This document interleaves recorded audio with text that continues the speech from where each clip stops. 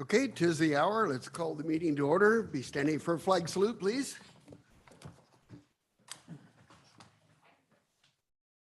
I pledge allegiance to the flag of the United States of America and to the republic for which it stands, one nation, under God, indivisible, with liberty and justice for all. And Kelly, could you call the roll, please? Yes, sir. Commissioner McLean is excused. Commissioner Workman? Here. Commissioner Baxter? Here. Commissioner Brashears? Commissioner Angelford is excused. Commissioner Fountain? Here. Vice Chair Gary Kunarowski? Here. And Chair Robertson. Here. Okay, I assume you've all had an opportunity to look the minutes over from October 19th. Do I hear any additions or corrections? Hearing and seeing none, then the minutes will stand as presented. We come to a time in our agenda where we open it up to the citizens in our audience. If you would like to address the Planning Commission on an item that is not currently on tonight's agenda, then we ask you to come forward and sign in and address the commission. Seeing no movement, then we will move on. We have two public hearings tonight. And before we get into those, I'm going to turn it over to our city attorney for some legal stuff. Thank you. Tonight's hearing will be pursuant to the quasi-judicial hearing procedure set forth in ORS 197.763. At the commencement of the hearing, we'll ask all commission members to announce any ex parte contact or conflicts of interest. If you have any question about what either of those are, please feel free to ask. We will start out with the staff report, and then allow questions of staff by the commission. We will have a public testimony in the format that has been provided in the notice of the action. The public testimony from audience members or anyone on the call or online may provide oral or written testimony concerning issues relevant to the hearing. Please recognize that all testimony or evidence must be directed towards the criteria that is described in the staff report or other criteria in the comprehensive plan or land use regulations. Note that failure to raise an issue, including constitutional issues or other issues related to the proposed conditions of approval, if any, accompanied by the statements of evidence sufficient to afford the commission and the parties an opportunity to respond, will preclude an appeal to the Land Use Board of Appeals. An issue which may be the basis for an appeal to LUBA shall be raised not later than the close of the record or following the evidentiary hearing. Such issues shall be raised and accompanied by statements or evidence sufficient to afford the city decision makers and the parties an adequate opportunity to respond to each issue. Please state your name and address when you testify. We'll go through the procedures where the applicant will go first as they have the burden of proof. We'll then open it up to other proponents and then opponents of the application with rebuttal by the applicant if necessary. We'll then close the public hearing and all discussion will be among the commission and a decision may or may not be made today. With that, you may ask for conflicts of interest, bias, or ex parte contact. Okay. So with that, then we will open up public hearing planning file S-22-06 and ask commissioners if they have any contact or conflict of interest, ex parte contact, or bias. I am a very close neighbor. I live within the Heather Estates. Okay. But I've not had any ex parte contact. Okay. Anything else that needs to be disclosed? Will that have any impact on your decision making? No. Okay. All right, then with that, we'll turn it over to staff for staff report. Thank you, sir. Before you tonight is a proposed 23 lot subdivision for a property that's on the northeast corner of West Joy Street and South 5th Street. The subject property is zoned residential mixed density. Surrounding the property is largely residential development that's either within the county or within the city. All of the comprehensive plan designation is residential mixed density. And to the east, abutting the property is also the Kidco school / daycare facility. For the property, you have access to public utilities. We have the West Side Interceptor project, which is a sewer project that's being developed through 5th Street itself. And so this property would have access to that interceptor. There's also water and storm drainage within Fifth Street, and there's also water, storm drainage and sewer within Joy itself. As part of the project, a new public street would be developed to provide access to all of the properties, and public utilities would be extended through that street. This is the subdivision proposal itself. As indicated, it is 23 lots for actual residential development. There are 2 tract lots, which are shown there as the hatch marked. Those tracts are for storm drainage detention purposes. The 23 lots themselves all are over 7,000 square feet in size. And so they are able to accommodate a plethora of housing, including single-family homes or duplexes. If they wanted to do a townhome or a 0 lot line development, additional planning actions would be required.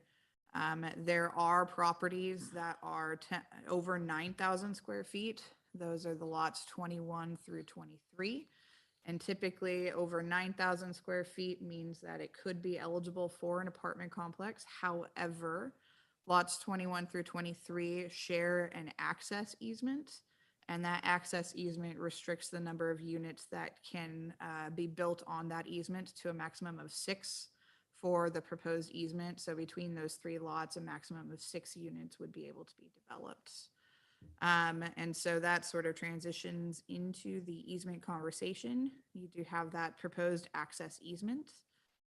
There is also the storm drainage easement. That is, there's an existing storm drainage facility that is on the southern portion of the property, as you can see along here with my arrow. This easement is 30 feet wide and maintains the existing storm drainage ditch. And that is to be maintained, and that ditch is along lots 1 through 10. And then you finally have public utility easements along all of the properties along the front property lines of this new proposed street. There are wetlands on the site. The site's 6.31 acres. I do not know approximately how much of that is wetlands, but within the staff report, we have identified the lots that are impacted by them as well as the public street itself. And so those wetlands would need to be appropriately mitigated prior to the issuance of any building permits on the site itself. And then for the public street itself, you could see that it bisects the proposed subdivision here, ends in a cul-de-sac, and then the access easement to provide access to the back 3 lots. And then our code requires that as subdivisions are developed, you create what's called block connectivity. So you want to ensure that people have walking paths that are not just restricted to dead-end roads. And so we have maximum block lengths that are allowed. And so to meet those standards, there is the proposal to connect Kingdom Drive through the subdivision to dead end into the proposed street. So those are all the basics of the subdivision itself. The public road that is proposed would be 50 feet wide. The road would include sidewalks and then parking on both sides of the streets, as in the areas in between where the driveway locations would be. And that would be both on Kingdom and on the new public street as well. I believe that hits the highlights. We have the staff report that provides the full description of everything. And so we have, after the release of the agenda itself and before the meeting tonight, received a couple iterations of a public comment from an individual. The main focus of that public comment is the request to beautify the storm drainage ditch area and where the required fencing would be on the southern property, so that there can be a beautification of the view of the subdivision that's the existing Kingdom Estates subdivision into this subdivision. And so that would be something that the Planning Commission would want to discuss as part of the written comment, and then any public comment that's received outside of that. So that concludes my report. I'm available to answer any questions. And Okay, any questions for staff? I'll ask the question. because I don't understand it. The proposed fence that there has to be, is that a safety thing to divide the housing from that ditch? Is that something that has to be there by code? So we have situations in other subdivision developments that are next to the drainage ditch. And when there's not that clear delineation of where your use of your private area ends and the public ditch begins, there's an incursion of the private area into the public ditch, which then provides safety concerns. People build fences into the ditch area, which then becomes maintenance issues. And so by identifying either a fence or a hedge or some sort of a visual impediment, is a needed transition between the two uses to make sure that we don't have that natural And this incursion is that established that it's occurs. going to be a fence, because I mean, that's part of her, the person who's commented is concerned. So at this point, we know it's a fence. They're not putting hedges up. So staff has identified it as a fence. I got you. There is Could be. absolutely discussion within the planning commission that it could be a hedge in exchange for a fence. We do not identify, there's a condition of a development associated with that just simply says a fence. There's no identification of how tall that fence could be or should be. And so we identified that there needs to be that delineated separation, but we have attempted to leave it flexible. I got you. Thank you.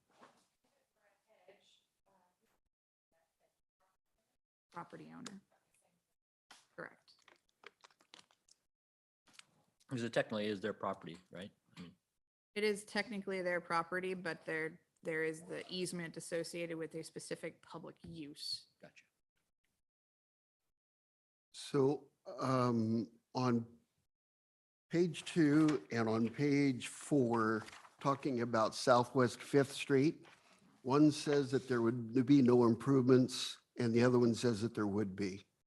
I think one is simply talking about the improvements for street dedication, and sorry for any confusion that that's created. I believe that there's a sidewalk improvement that would be done on South Fifth Street, but there's no street dedication required. Okay, so there would be sidewalk on Fifth Street. Okay. Okay, any other questions? All right, then we will open the public hearing process and we will invite the applicants to come forward or applicant's representative. Sign in, state your name, please. Sign in on, I got it now. you know who we are? Yeah, good evening. So my name is Laura LaRock with Udell Engineering, and joining me this evening is Brian Vandetta. We are the applicant's representative, and our office address is 63 East Ash Street here in Lebanon. So as always, Kelly does a great job giving an overview, and you have a tremendous amount of information in front of you already. So I will keep my presentation brief, but I will address some comments that were made and kind of give you some orientation to the site development.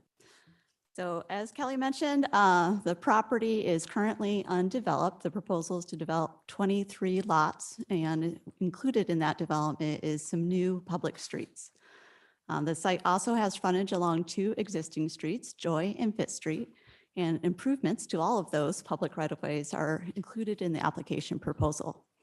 So currently, Joy Street, it has a right-of-way width, which just means it's the width that the public owns, opposed to the private property owner, of 50 feet. And within that 50 feet, there's a sidewalk along the south end, curb, gutter.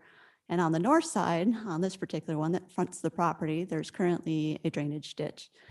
So the pavement ends, there's some gravel, there's some no parking signs along there, and then a drainage ditch that drops down.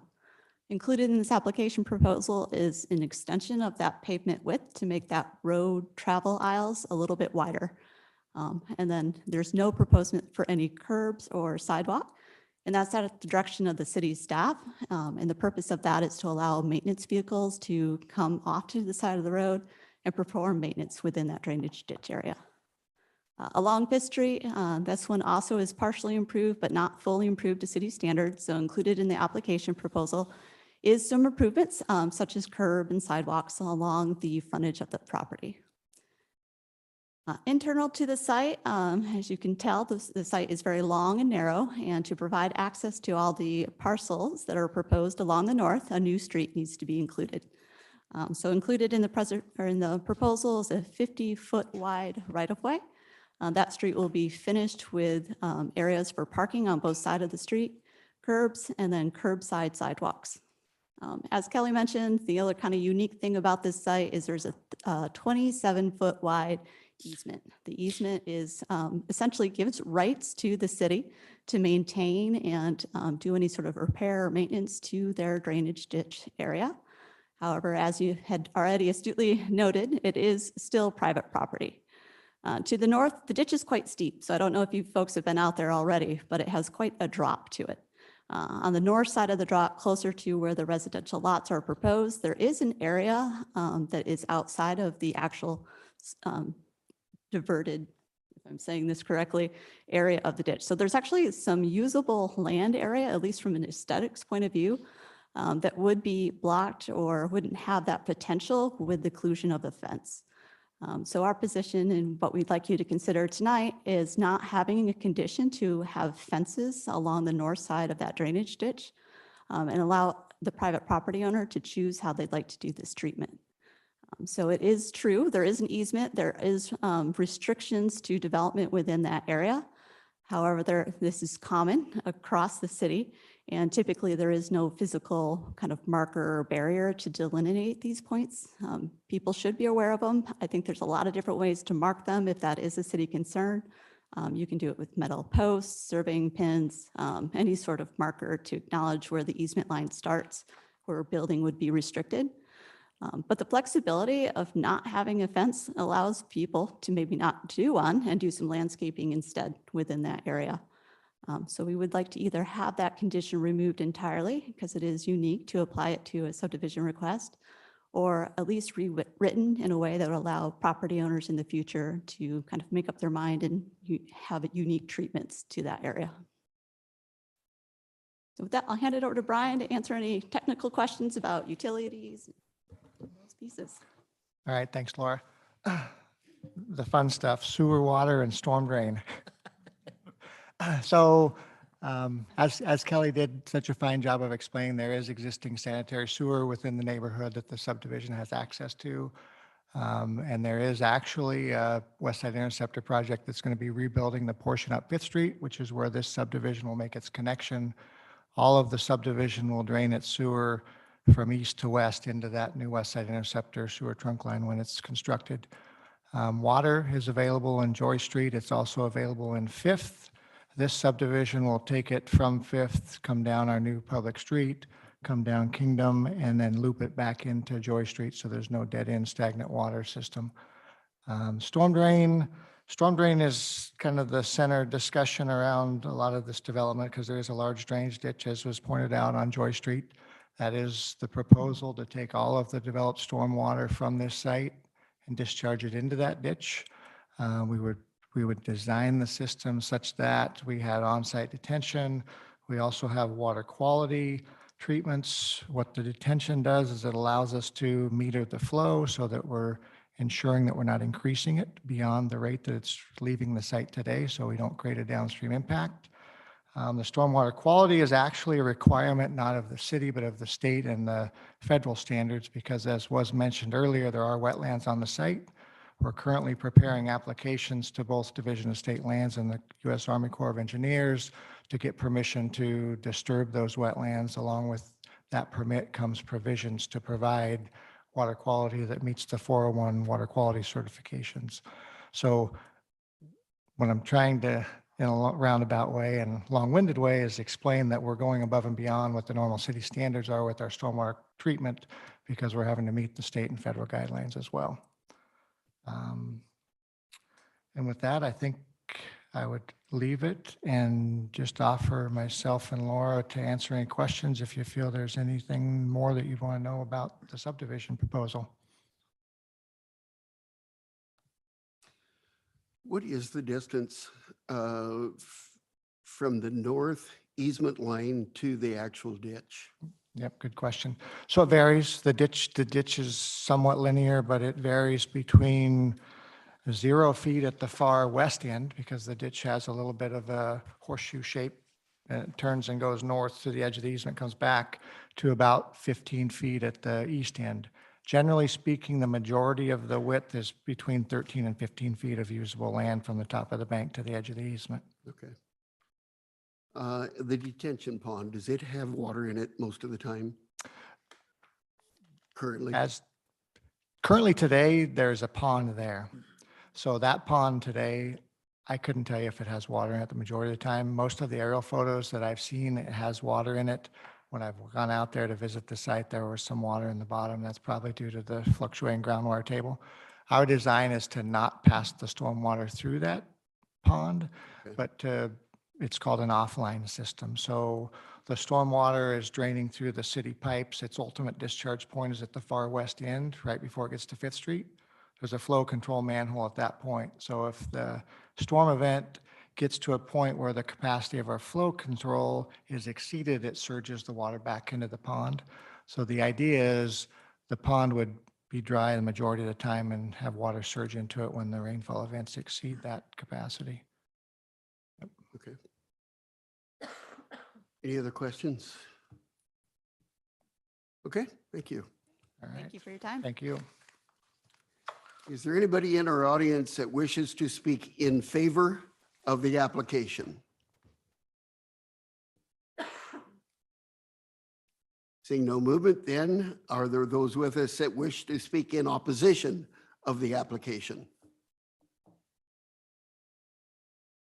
Okay, seeing no movement, then we will close the public testimony. Or do we have online? Yes. I'm gonna ask Sharon Kay to unmute herself, and she has the ability to speak.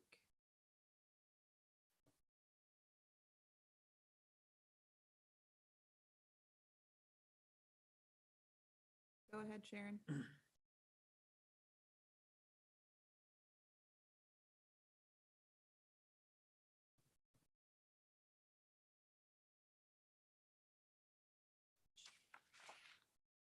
Shows that her mic is unmuted.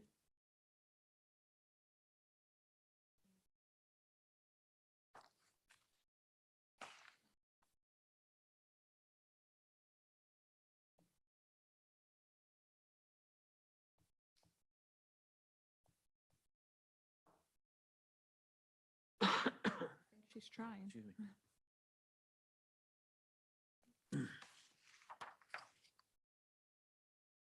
Her phone in number 2? I'm gonna try to see if she's. Let's try this again.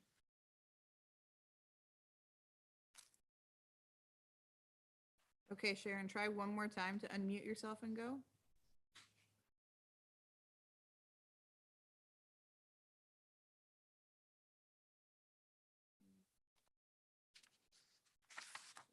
Promoted to a panelist, so we should be able to hear her.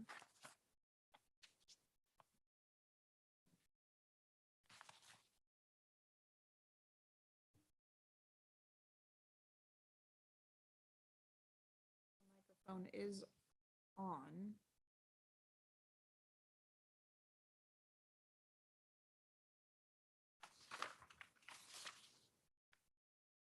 I don't have a column. I don't have a.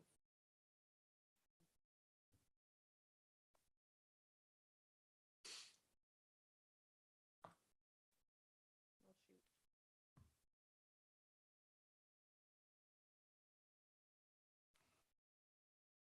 Go ahead, Sharon. If you can hear us. See your hand raised. You should be able to speak.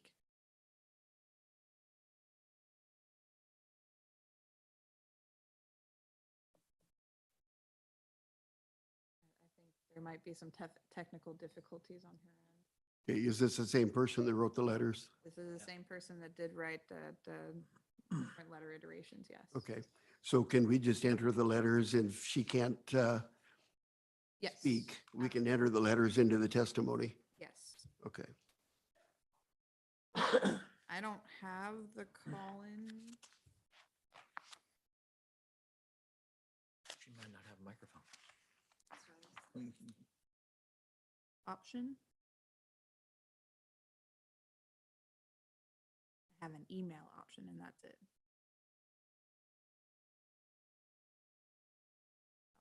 Okay. Right, so what we'll do then is we will enter the letters into the opposition testimony. I'm assuming everybody has seen both letters. And with that, then we would give the applicant an opportunity to rebut if they so wish. Okay, then we will close the public testimony portion.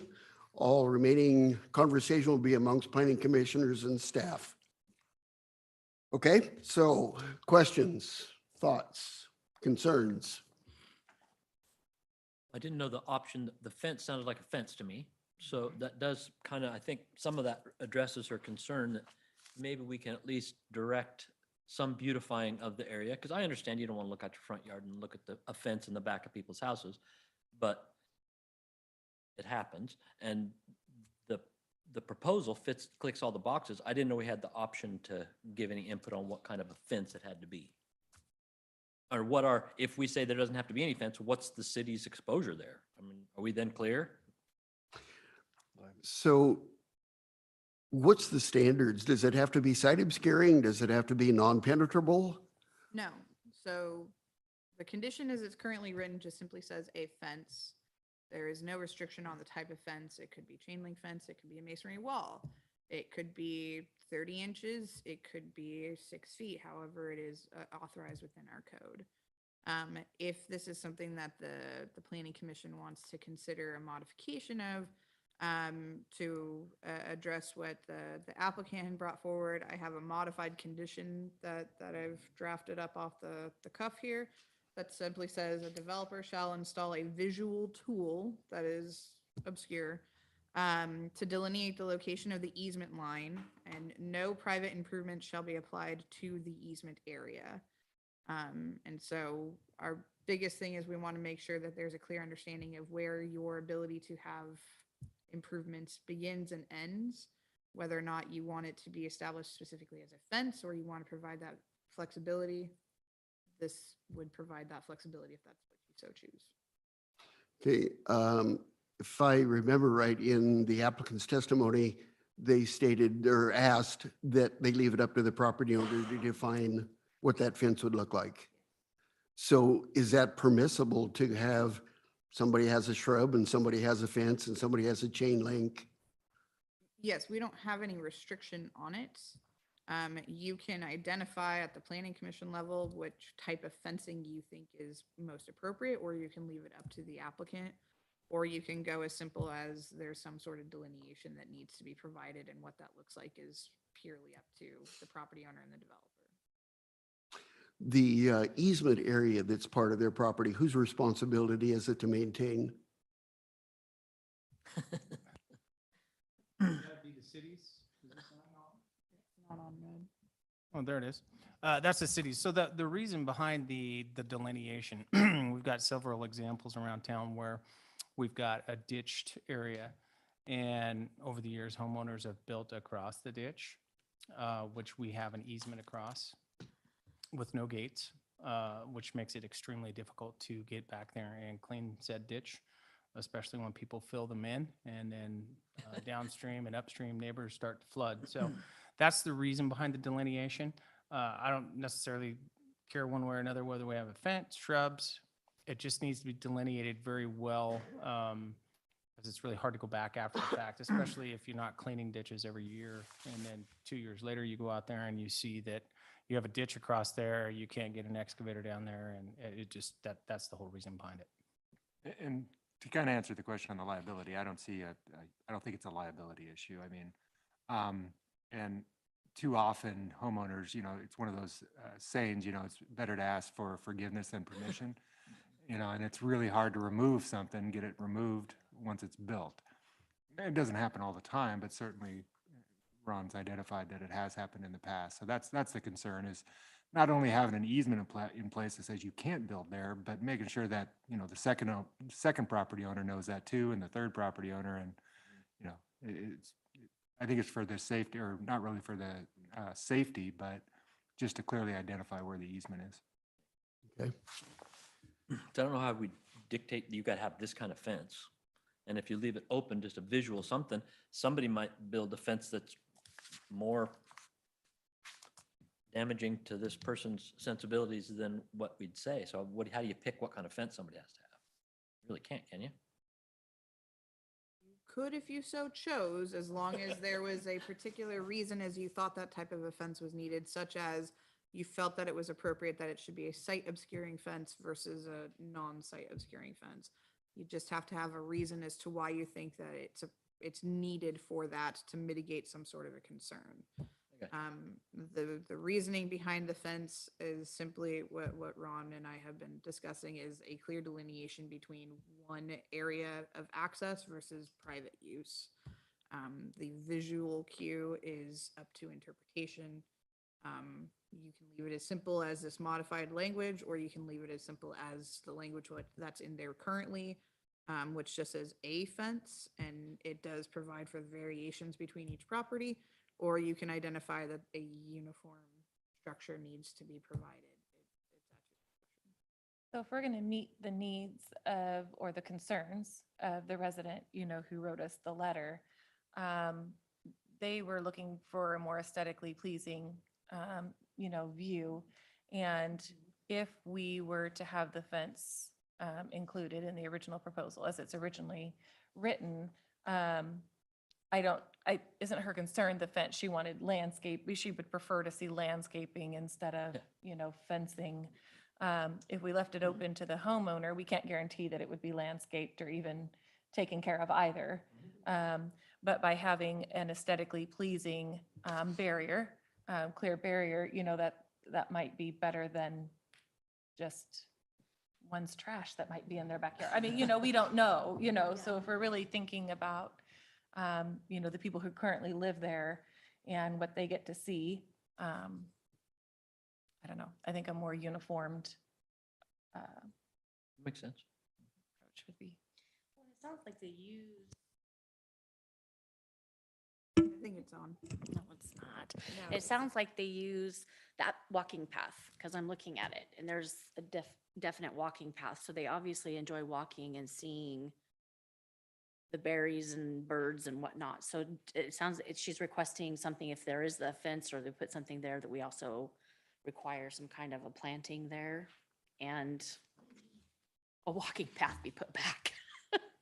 The walking path, I'm not sure exactly where it is, but it could potentially be on private property, and people have just naturally chosen to walk through a nice open field. Which if it's on private property, then they didn't necessarily have the right or access to be on that property to begin with. Okay. And so that the walking paths that are being created are through the public street system, through the sidewalks that are being developed for the new street. And then there's the sidewalk on Joy Street as well. Okay, so before we get too far away from it, what is the commission's wishes as far as delineating the easement? A fence was suggested, shrubbery, or just leave it open to the property owner. Do you feel that there should be some conformity to it? I Or do. do you feel that it should be anything? No, I feel there should be conformity to it. I Some think that's- conformity? Yes, I think that's gonna be most aesthetically pleasing to the homeowners if it has some Okay, conformity. That's just my opinion. okay. Kristen? I think my concern with conformity is long-term enforcement. There's no way to see that through to following owners. I guess if you put a condition in there that it had to be maintained long-term, what does the enforcement look like on that piece? Generation. My default is to dictate as little as possible. I like the words you used there. It does leave it open to people, but all of us that own a home have that risk of somebody across the street doing something we don't like. And I feel for her, but the development seems like a good idea and it's going to come with some drawbacks. To answer your question on the enforcement side of the equation, this is associated with the creation and the initiation of the subdivision itself. It would not, unless there was a homeowners association and a CC&Rs was Right. created and bylaws were created, that creates a longevity. That's not what's being proposed in here. It's simply a maintenance and reciprocal access agreement associated with this private access. And so there is no long-term enforcement. It is simply kind of the tool of upon initiation, you will have uniformity and then you have private choice afterwards. So then if you left choice to the individual homeowners, would it be something that would have to be established when they purchase and build or close on the property from that So- point, or? The condition as it sits right now is just simply the developer shall install a fence along that southern easement Right. boundary line.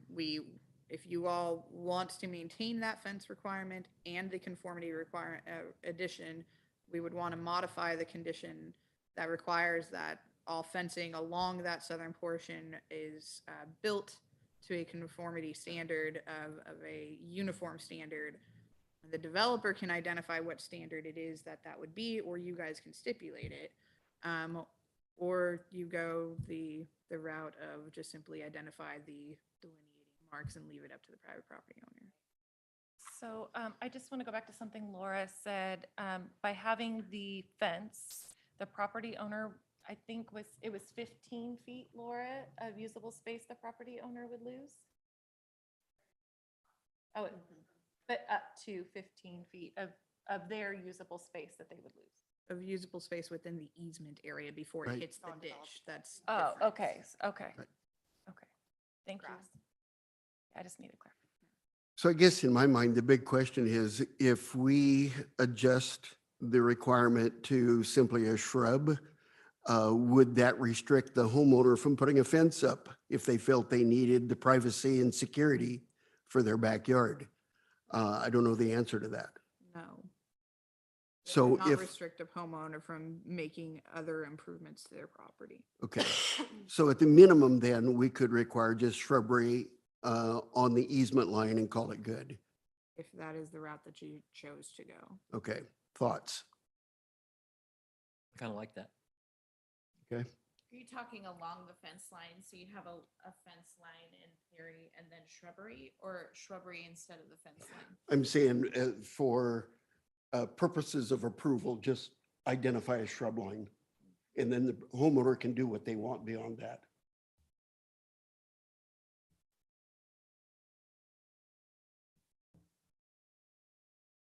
What's your thoughts?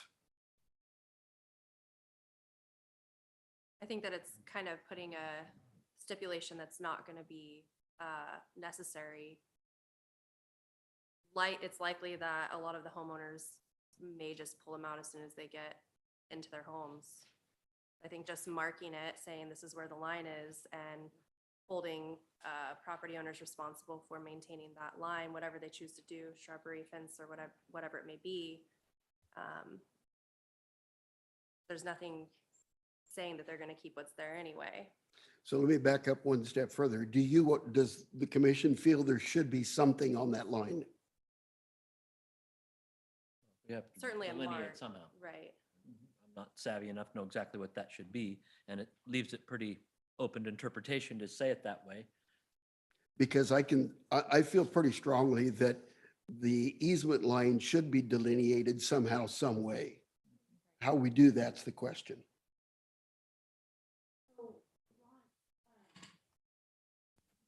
This is taking me back to the properties that line Crowfoot Road, that deep ditch. And then it goes up and they have several different kinds of fences, some of them don't. Is the city have any liability with that easement or that ditch being there and a family moves in and their kids and there's no way to block them from that ditch and they go into it? We're not going to put a sidewalk on that side. So no, Okay. you'd have to ask Trey what our liability would be for that. I mean, I suppose we could be liable for anything, but I did- right now there's not a fence delineating that. Okay. Kind of same concept of Burkhart Creek and all these, it'd be hard to. So hard to just fence as that long off. as it doesn't cause issues, if we're planting stuff in there, does that cause issues keeping that drainage ditch clean? I can tell you that we don't want a bunch of plantings out further than the easement line. Yep. What ends up happening is you get root intrusion and then we go dig the roots out and then everything dies. So we want just some delineation, what you guys choose to do or think is best in terms of that. I don't have a preference. We just want delineation so that we're not going out there in 5 years and telling 3 or 4 homeowners that, hey, you've got to pull your fence out because we've got to do this, and they had no idea up front that that wasn't their property line. What options have you seen that would be the least intrusive delineation? I haven't. So that's a good question. And that's why we condition a fence, right? So the fence is the easiest way to delineate that property. You can use marker posts, but they're probably gonna be ugly. You can use vegetation along the easement line, but we just need some way to identify that that is an easement line. Okay. Won't create problems with rooting. Not that far back, no. No. But when you start getting no delineation and we go, hey, we're going to plant clear out here and we want to use as much of the, and I understand wanting to use that, but this is the development, right? We just want to ensure that we can get in there and clean it so that we don't flood Heather Estates and all the other Kingdom Estates and all those. So, Okay, question for the planning commission. It appears the applicant would like to make a comment. In order to do that, we would need to reopen the public hearing and follow through as we did before. Is that okay with the planning commission? Yes. Okay, then I would invite you to come forward. So just a suggestion as a surveyor, I would suggest that we could set property corners along the easement. They'd be permanent markers. They'd be filed on the plat. They'd be recorded at the surveyor's office. That would give them a permanent iron rod that is good enough to mark somebody's property corners. It should be good enough to mark an easement across their property as well.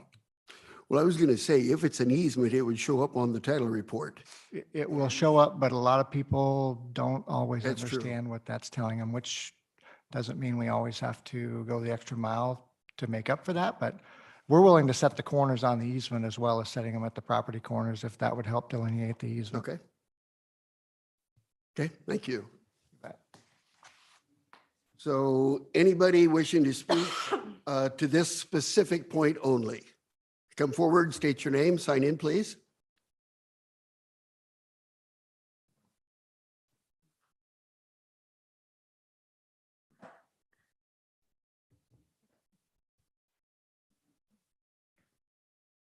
Hi, my name is Donna Clark.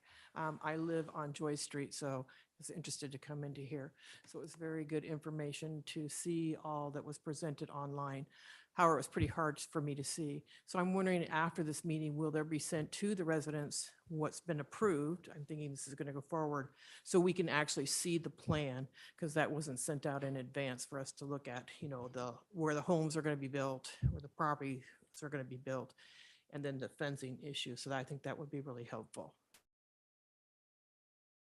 Okay, please restate that. For whatever reason, I'm not connecting. Okay, so And speak real loud, this is being recorded. yeah, I got a letter stating about the meeting today, but there were a lot of pictures presented and a lot of information presented in this meeting that I didn't get in the mail. So I'm wondering, after this meeting, will there be additional mailings sent out, or could there be additional mailings to show what's been approved, if it gets approved tonight, to move forward with this project? Okay, Kelly, do you want to respond to that? We'll be sending out a notice of decision, which is not going to provide pictures, but you're more than welcome to contact City Hall, contact me, and we can send you an email, or you can set up a meeting directly with me to go over the project in more detail. If you would like to see more detailed pictures, we can do that as well. But we generally send out the public notice, which includes a description of the project. And then on the back of the notice, you would see a picture of basically what we saw, what we showed up on the screen. And then a notice of decision is more a detail of what we've approved and the conditions that have been placed on it, but it's not pictorial. And I'd also note that everything that was shown today is online, accessible online on the city's website. That too. So it is online? It is. Okay, I can go online then. Okay, thank you. That's all. Okay, thank you. Anybody else wish to speak on the issue of delineating the easement line? Okay, seeing no movement, then we will close the public hearing once again. And again, all discussion will be amongst planning commissioners and staff. So, Commission, I'd like to make a proposal that the developer plant shrubbery on the north line of the easement and allow that to be the fence that's referred to. So that's a proposal for you to go up or down, or I don't care. More discussion Shyla? with that. Sure. Well, I like the idea of having the rods on the And corner posts. you're right, along with that. to The shrubbery.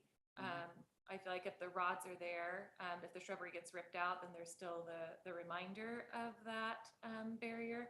But I like the idea of the shrubbery to identify that as far as the developers concerned. Okay, I like the conformity. I think conformity is a key point for me when somebody's looking at it.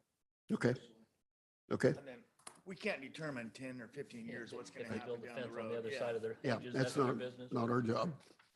Okay, so can we add that to the list of conditions? Instead of the fence, a row of shrubbery, okay? With the permanent markers on the corner. Yes. With the rods, yeah, with the survey rods. Okay? Okay, Oh, sure. No more than 3 feet apart, 6 inches So- high. Don't do that. It's that kind of minutia that drives me crazy because it always comes back to me, so. And is it allowing room for a potential fence or is it as a fence line? No, On the line.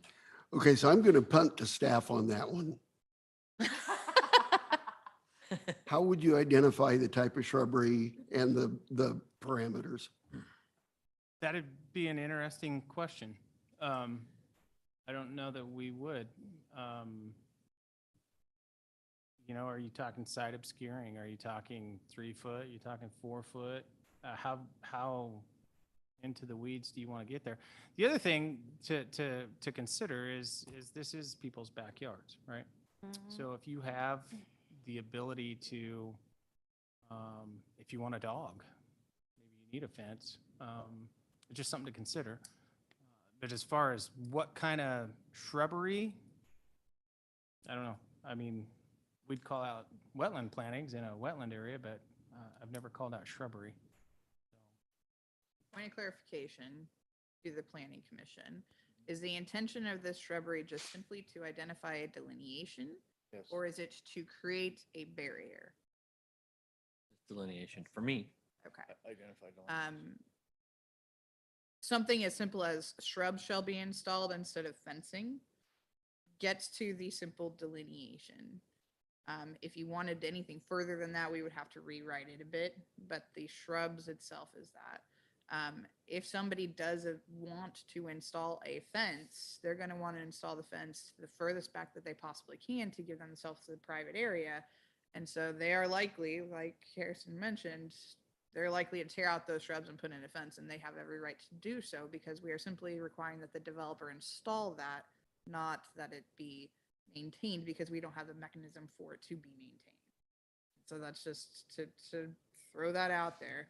That makes sense. But for the purposes of this option, it would just simply be to modify planning condition 1C to remove the word fencing and just put shrubs shall be installed. And then that gets to, you're simply looking at it.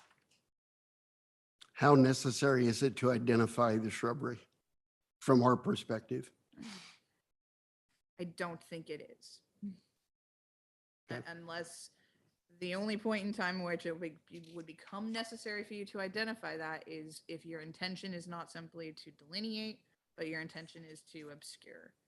If it's to obscure, we would be getting into the weeds of you need to install it in a certain width and distance between them, and it needs to be able to grow to a certain height.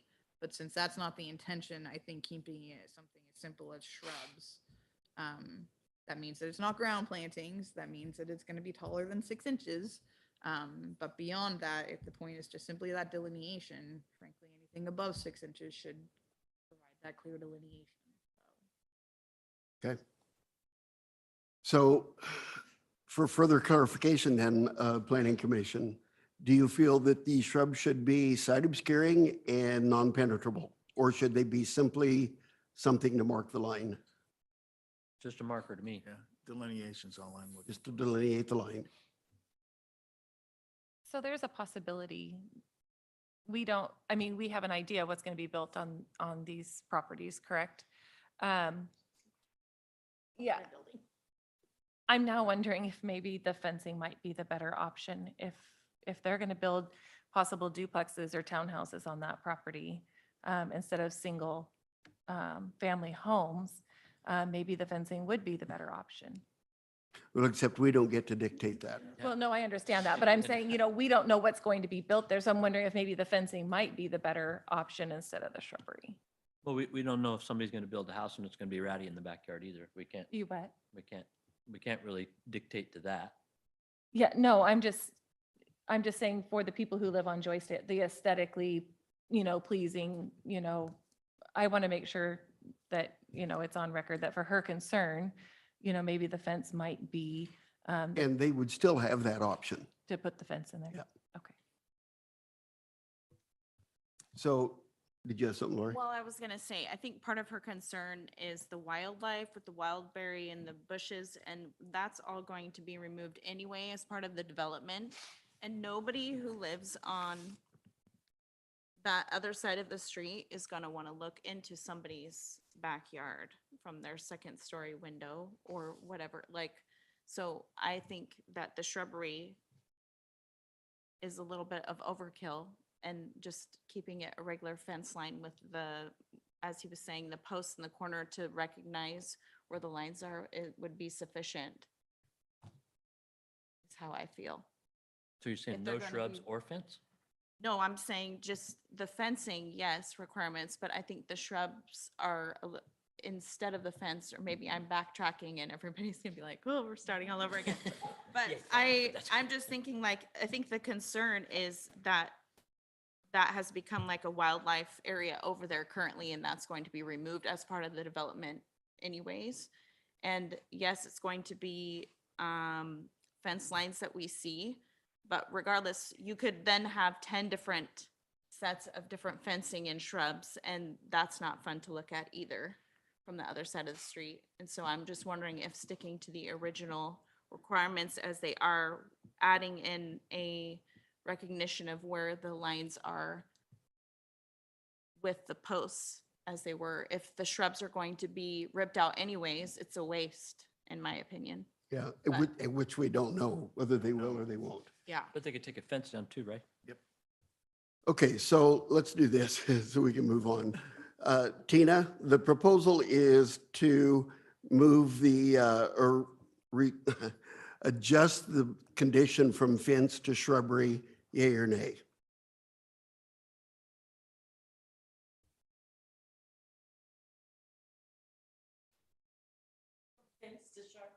Right. You want us to come back to you? Yeah. Okay, Shyla? I'm going to say nay. Nay? Okay, Nay. nay, Yay. nay? No, yay, I said yes. Oh, yay. Yay. 2 yays, 2 nays, Nay. nay, 3 nays, 4 nays. Okay, that does it. Mhm. All right, so are we back to the fencing then? Is it, Or no delineation. Or To pins for delineate that, delineation versus okay. fence. so Tina, is that a yay to leave the condition as it is? Shayla? Kristen? Nay. Don? Yeah, there's not going to be any, yes. Okay, Dave? So we're leaving it fence, To leave the fence? undefined fence. Just as it is, fence. Yeah, it's just, So it sounded like you were saying you'd just be okay with just the poles. So that Well, would if be a that's nay the then. concern, but if the concern is like what an eyesore is, which I understand, that's going to all be removed anyways. Sorry, I'm not, yeah, so the question is, leave the condition as it is, Okay, yay. okay? yay, Yeah, okay, sorry. we're back where we started, okay? All right, other concerns or questions about the application? All right, this is for Ron. I've got two questions. Mhm. Some time ago, we restricted development south of Walker Road because of the sewer capacity. Is this designed to be developed before the West Side Interceptor is opened up? No, because they're accessing sewer off the West Side Interceptor. So until we get there, they really can't do much with it. Okay, so the connection is only to the West Side Interceptor? In Okay. this case, it is, yeah. Second question, on Joy Street, the conditions is to do a half-street improvement on the north side of Joy Street.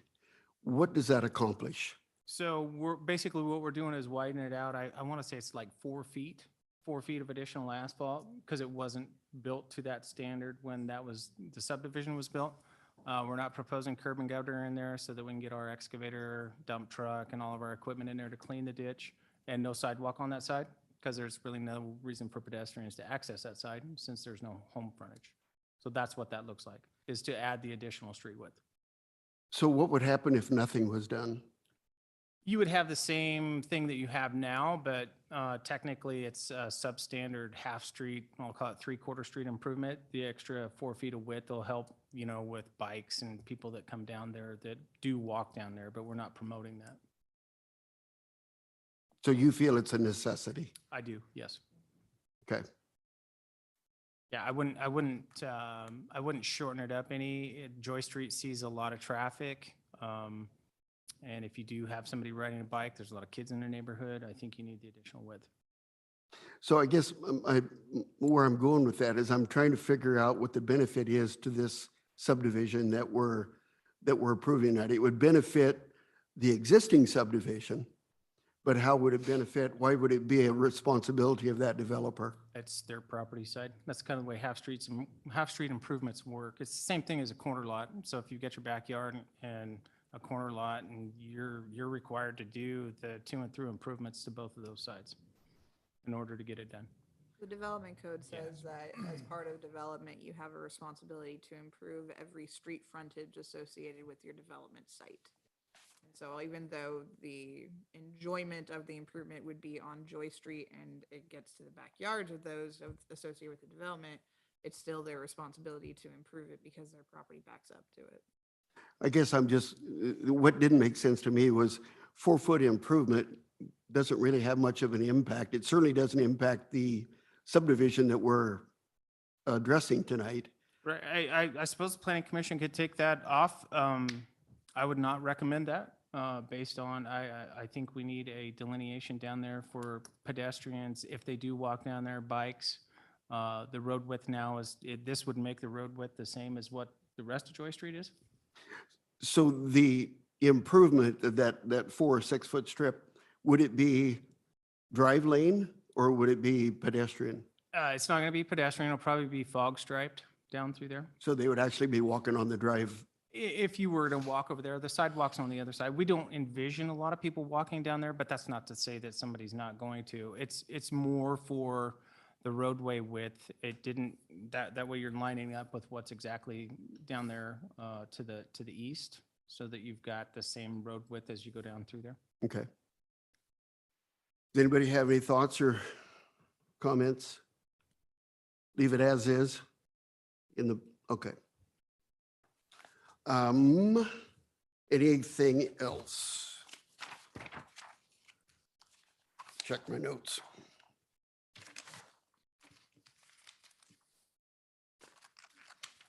Anything else? Okay, then here comes the ultimate question.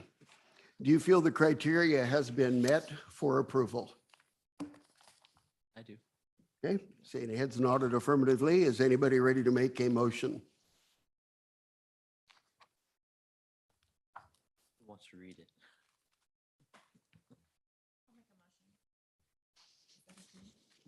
Should be. I move that the planning commission approve the proposed subdivision application S-22-06, adopting the written findings contained in the staff report with the conditions of development and direct staff to draft an order of decision incorporating the findings and conditions of approval. Is there a second? Second. Okay, been motioned and seconded. Any further discussion? Okay, all those in favor then, please say aye. Aye. Opposed? Okay, motion carries unanimously. Thank you. Okay, moving on to our second hearing, public hearing planning file VAR-22-05. The same legal comments would apply, or do we need to do them again? They do apply. I do need to read just part of it back into the. Okay. If I could. Audience may provide oral or written testimony concerning issues relevant to the hearing. All testimony evidence of the correct or the criteria described in the staff report. Please note the failure to raise an issue including constitutional issues or other issues related to the proposed condition or approval of any statements of evidence sufficient to afford the commission and the parties an opportunity to respond to the issue precludes them at the open.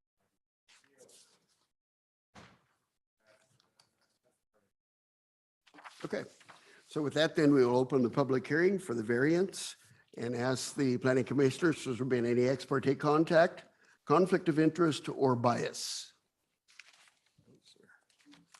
Seeing none, then we'll move on to staff report.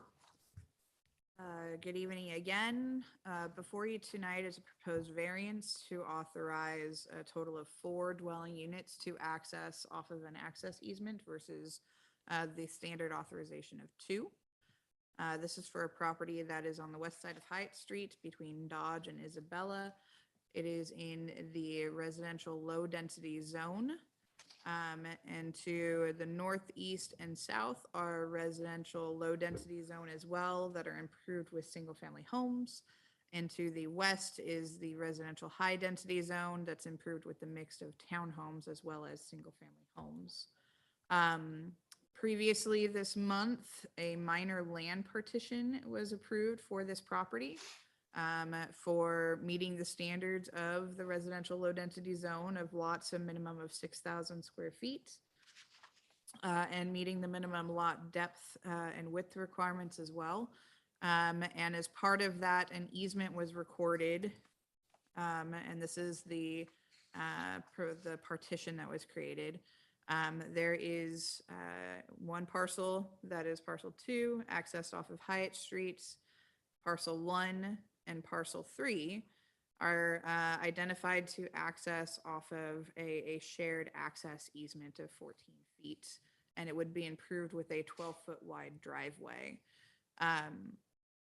Our code currently says for a parcel that does not have access from a major, from the street, it can have access via a 12-foot driveway, and it's intended for a single-family home or a duplex. Since you also would have the front property sharing the access easement, that would identify either 2 single-family homes would be limited to those 2 lots. What is being requested is to allow for 2 duplexes or a total of 2 units on each lot to be able to access off of the access easements. There is an alleyway located to the west of parcel 3. That alleyway is largely unimproved, and so the staff has identified a restriction that alley cannot be used for primary access for parcel 3. And so they're being required to access off of Hyatt Street. So that sets the standard that they must be accessing there. And it's not a hardship that's created by themselves. In the exact same section of our code, just 2 little bullet points north of the one that sets the restriction for parcels that don't have frontage on a street. We do have a different type of standard that's identified for flag lots that say that if you have a frontage of 24 feet between the 2 parcels with an improved 12-foot wide driveway, then each of those parcels would have the ability to have up to 2 units on the parcels themselves, so up to 4 units. So we allow for the standard of the improved 12-foot driveway in different instances. This is just simply a different configuration of the same improvement standard and the same number of units. And so the consideration request is that the variance be authorized for up to 4 units off of the 2 combined properties. Within the staff report that's been provided, it provides a detailed discussion of how each the required variance criteria findings are proposed to be met. But the crux is basically that the hardship is not being created by the property owner, as the city is requiring access to be from Hyatt Street. And there are other instances in our code in which this type of access improvement is authorized for the same number of units. So with that, I will conclude my staff report. I'm available to answer any questions. And Okay, any questions for staff? I got a question, surprisingly enough. I copied it off because, so I don't know what page it's really, but in one spot it says, the applicant is requesting consideration of class 3 variance to authorize up to 18 dwelling units yes, access from a private road. that is a terrible typo on my part. And it was left over from. Thank goodness. Yeah. It was left over from a previous staff report So it's really iteration. 4. It's yes, you are proposing, and there's a consideration of 4. 1, Trying 2, to figure 3, out how they would 4. fit 18 Only places back 4. Okay, you proved you read it. My work is done here. So if the variance was denied, then lot 1 and lot 3 would be restricted to 1 dwelling apiece. Is that correct? It would be restricted to 1 dwelling apiece unless there was the ability for parcel 1 to have a driveway in a different location. But there are driveway separation requirements on a roadway, and I don't think that they would meet that standard. Okay. Right. What is it about the alley that's not usable? I think it's 12 foot of a public alley, and it's not improved with asphalt. Most. So there's several reasons for you not using an alley for primary access. 1, 911 addressing is extremely difficult to do off of an alley. 2, it's not improved. And again, you got emergency services up and down the alley that it's an unimproved alley. I suppose we could always make the case that they've got to improve the entire alley, or at least their frontage, but that doesn't do us any good out front. Alleys were meant for secondary access, not primary, just due to width and condition. And quite honestly, we would prefer not to have a bunch of improved alleys because it just cost us a bunch of money later on down the road. So Okay. those are the primary reasons. Okay. Any other questions for staff? What's the impact on the house that's there? Does what we're doing here limit what they can do with that property going forward? Kind of does, doesn't it? For parcel number 1? Yeah, the one that already has the house. So parcel number 1 per our code can have either A, the single family home, B, the single family home and an accessory dwelling unit, or C, they can convert and add on to the existing structure to create a duplex. Yeah, I just mean access wise, and I'm probably missing something here. Sorry. If we're making a variance to say, okay, you can have 4 dwellings instead of 2, and then we're also opening up the door for that to become 2 instead of 1. Am I missing something there? So parcel number 3 is only 6,900 square feet. So it's enough for a single family home or a duplex. That's the maximum number of units that property would be able to hold. Okay, I understand. Parcel number 1, it falls under the same consideration. So between the two, the maximum yield that you can get out of those 2 properties is 4 units. I got you. I was missing something. Okay. Shocking. Anything else for staff? All right, then we'll open a public hearing. Ask the applicant to come forward or applicant's representative. Sign in, state your name, please. Okay, good evening, Laura LaRock with Udell Engineering. Our office address is 63 East Ash Street. So I am here representing the applicant this evening. So as Kelly mentioned, there's kind of a couple moving pieces with this particular property. First, a partition application was submitted and approved for a 3-parcel partition. So it divides the current piece of land into 3 different parcels. Included in the request is the variance that we're considering tonight. So the scope of this public hearing is limited just to the variance, not for the partition point. As Kelly mentioned, there's a couple different codes within the Lebanon Development Code about access, and it's probably the worst written section in the code because it describes access based on dwelling types or based on area width. I mean, there's a lot of different variables to the code, and I'm sure Kelly can speak to it more articulately than I can. But in some instances, it's just based on land area and parcel, and in some instances, it's on dwellings. So to make this problem even worse, House Bill 2001 came in and it said at the state level that any parcel can be now developed with a duplex unit. So when that code, state law, was applied to our local code, it gets a little tricky in these sections that have existed that predate that. So as Kelly mentioned, in the application, we present kind of two different scenarios on this particular one. One of the codes says that if you have two parcels that have kind of a flag lot configuration, and for those that you are not familiar with that, it just means a lot that doesn't have an extensive street frontage. It has a very narrow stretch or stem that connects to a public street, and then it opens up to a wider parcel that's behind another unit of land. And often that looks like a flag shape. So if you think of a pole as the stem or the strip of land that touches the public street, and then the main parcel set back behind another. So if you had two parcels in a flag lot configuration, and each of those are required to have a minimum of 12 feet per flag, and then centered along those two separate strips of land that would reach properties, only a 12-foot driveway, a 12-foot wide driveway would be required.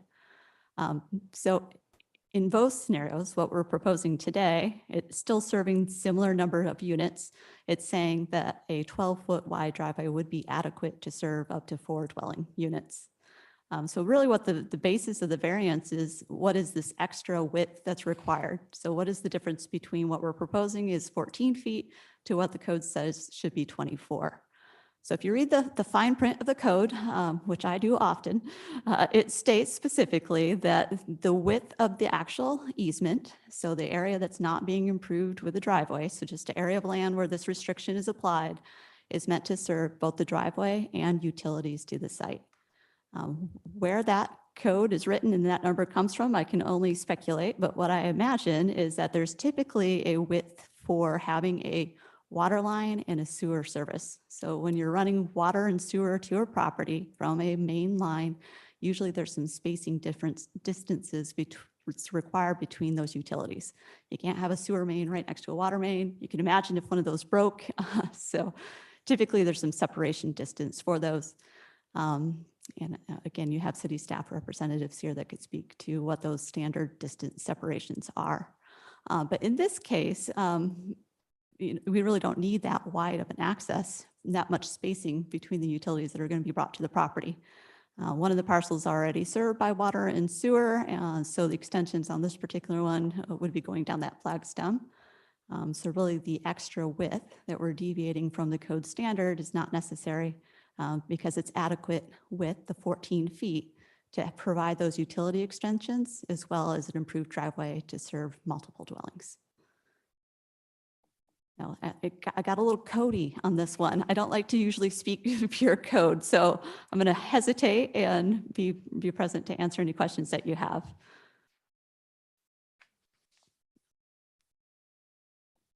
Go ahead.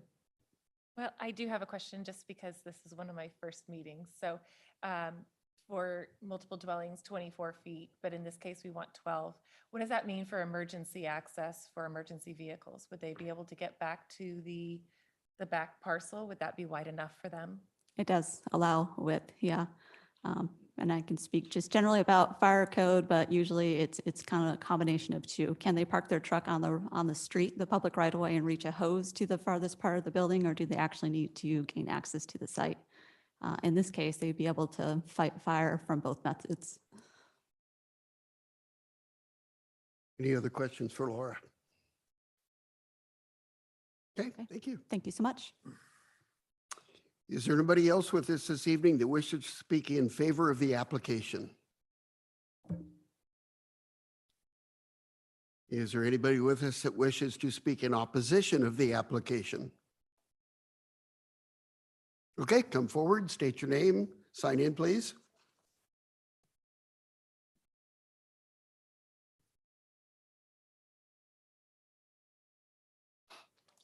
Hi, my name is Derek Ganda. I live in that alleyway in one of the houses right there. And I know there's nothing we can do because everything got approved for the partition of the land.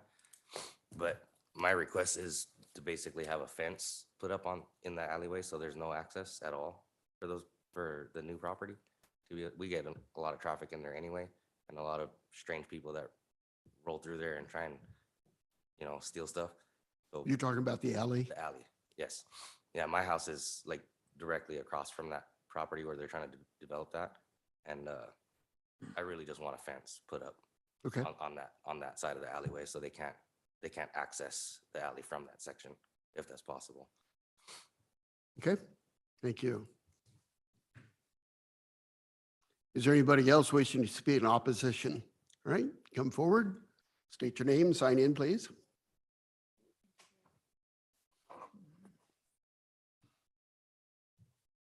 My name's Robert Johnson, and I live in the other house next to Derek, and I support the fence option with this because there's very limited access. It's pretty skinny back there, and I often park back there and have recently been blocked by the construction currently with trucks and trailers and equipment in the way. And if I want access to my backyard, sometimes lately we've been having to wait. So the fence thing, I feel is necessary to prevent any other access by people that do live there in the future.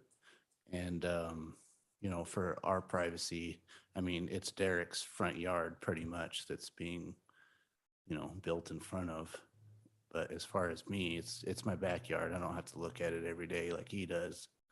But it's my secondary access to my home, and that's what I'm mostly concerned about is the privacy back there. Okay. All right, thank you. Is there anybody else wishing to speak in opposition? Okay.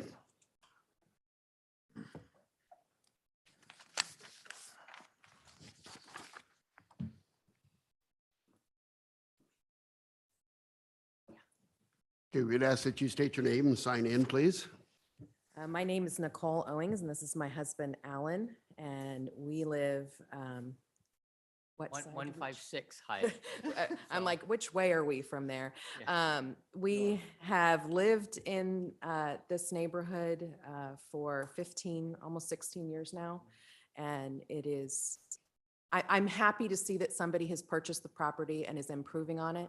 I do understand that there's a lot of problems that we have with, houses just dilapidating and stuff like that. But I wanted to clarify, because I know that I've been emailing, trying to figure stuff out with Kelly. So the first part of the parcel, however you say that, so that has the original house on it, correct? So parcel 2, is that the one that's behind it, or is that the one to the left of the house? And that is impossible to see from back there. I know you all can't tell that, but you're like, So this is your property right here? yes, So parcel 1 is the one with the existing house. okay, Parcel 2 is to the south of that, not connected anywhere near you. okay, And then parcel 3 is the one behind. okay. So what the proposal is, and I'm just trying to put everything together and make sure I have it straight in my head. So the existing house is staying there. They've pulled out the carport so that they can put in parcel 2, and they've divided it. That's all divided. I know that. So can they only put one duplex on parcel 2 and one duplex on parcel 3? Is that correct? Or can it be 2 duplexes? That was my. Go ahead. I can answer the question. So what the code says, as was mentioned by the applicant representative, is House Bill 2001 and 2019 was adopted by the state, which said any property that can have a single family home. Excuse can me, also Kelly. have a duplex. Thank you. I feel properly scolded. So parcel 2, nice vacant parcel, can be developed as just a new duplex property. Parcel 3, if the variance is approved, would be able to be developed as a duplex property. Parcel number 1 has an existing dwelling unit on it, and so that can stay as an existing dwelling unit. That can be an existing dwelling unit, and they can propose to build an accessory dwelling unit, which is a smaller, more compact dwelling unit. Or they can modify that structure and expand on that structure to create a duplex on that property as well. So each property could have a maximum of 2 dwelling units on it. Parcel number 1 is configured a little differently, and it has a different option available to it based off of the existing conditions, but that option is also available to parcel 2 and 3 if they wanted to build a single family home and then a small little accessory dwelling unit as well. But for the purposes, a maximum of 6 units would be able to be built within those 3 properties. Okay, but the variance that we're talking about today is just the driveway? The variance is only for the driveway here. So the driveway would allow for parcel 3 and parcel 1 to each have up to 2 dwelling units on it. With an easement the size that it currently is, it's restricted to 2 units. And so the variance would authorize both properties to be developed as duplexes. So we're talking about a variance to put in the driveway. That's, That's that we already came been home from poured. work and it was there, by It's the already way. been poured. And a variance to add an ADU to the lot number 1 Or it that gives has them the already been added option. on It to? gives them the option to. do Can I clarify? I'm, Sure. I'm confused. So let me clarify. The driveway is not subject to a variance. Okay. The driveway, because it is an access easement, it is not a street, but since it's an easement through somebody's property to another person's property, the way our code is written is the configuration of the properties as they sit would have a maximum of 2 dwelling units that would be able to be accessed off of that easement. So what is being requested is for a maximum of 4 dwelling units to be able to be accessed off of that easement. The driveway can exist on its own. The driveway can exist for access to parcel number 1. The driveway can exist to parcel number 3 as well. And the access easement can exist. It's just the number of units that could access off of that easement is what is the variance request. That's the scope of the request. Okay, so speaking directly to that, now that I understand it better, thank you so much. Your wisdom, I must bow down. This is a neighborhood filled with single-family homes. We are developing and exploding Lebanon at a pace. It is absolutely. I mean, I was happy to see Central Willamette go in and the VA, and there's some really good growth, but there is just some crazy amount of housing available here right now, and I don't see any reason why we need to convert this single-family home neighborhood into this multiplex. There's a duplex townhouse kind of thing that went in on Williams. And we were, I'm going to say dismayed when we saw those markers go up and saw how tall it is. So now, I mean, our house is really close to Hyatt Street and we have a really big backyard. And then there's the alley and then there's Derek's house actually. And then that townhouse. But those people, man, their windows are right there. There's no trees, there's no nothing. There's no privacy. And I just feel like we're getting to this point with the density of the population, if you will, on our street, that none of us are really comfortable with it. We bought our homes. We spent, our hard-earned money to buy that home. And part of the reason we actually bought the home that we bought is while we were there looking, we were standing in the backyard and one of the neighbors, the gate was open. She comes in. Excuse me, are you supposed to be here?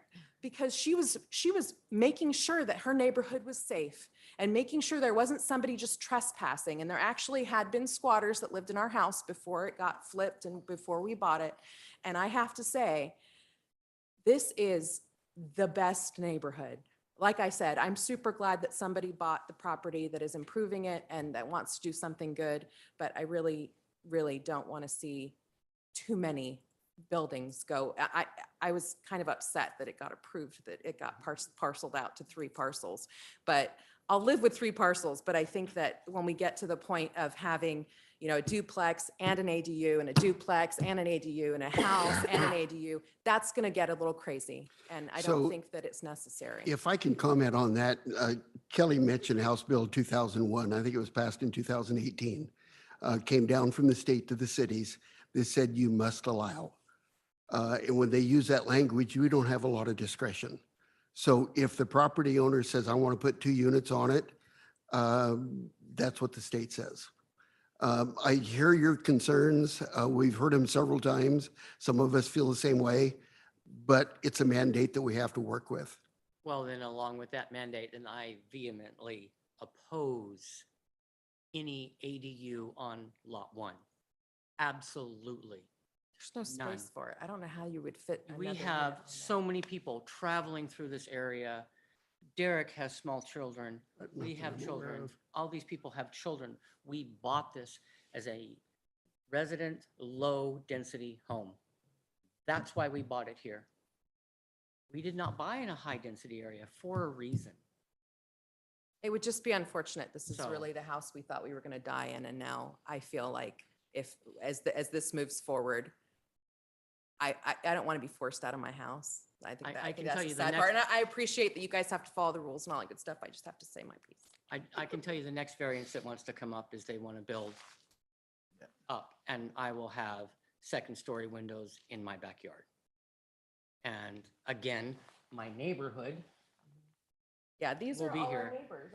They all showed up. In our neighborhood, if you walk out and you're out in your front yard for more than 10 minutes, it is a party. Everyone is out, and we're all And not even in each other's Bob always business. has tomatoes and cucumbers for you. But we do enjoy the neighborhood, and we would welcome new people in our neighborhood. It would just be frustrating to see that much. Yeah, high density is not where we're at. And we hear you. Yeah, I suggest we have only limited, come to the city council and say that same stuff. Feel free to get people to voice it. The more people have to hear that. Right. Okay. All right. Okay, All right. thank you for Thank your you. testimony. Thank you. Is there anybody else wishing to speak in opposition of the application? Okay, come forward, state your name, sign in, please.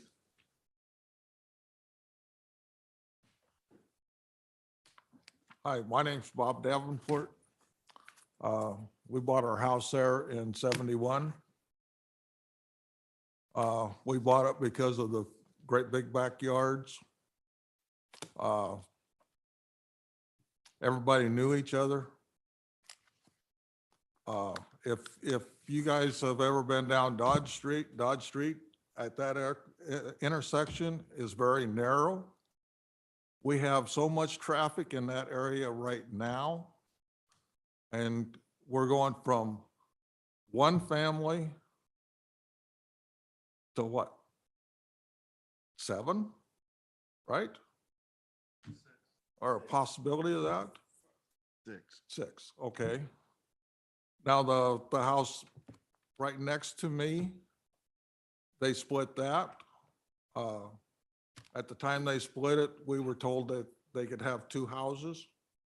I thought a house is a house. I didn't know it could be a duplex. Or I would have fought that.